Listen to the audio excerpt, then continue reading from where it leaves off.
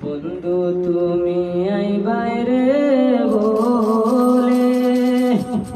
আমি ঘর বাঁধিলাম নদীর কূলে রে বন্ধু আইবাই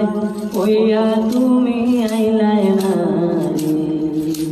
ভাদ্র মাসে বাঙ্গের বাটি আমি কলকাতায় পাঠাইলাম চিঠির বন্ধু একটাও চিঠির উত্তর দিলাই না রে তুমি একটাও চিঠির উত্তর দিলাই না রে বন্ধু তুমি আইবাই রে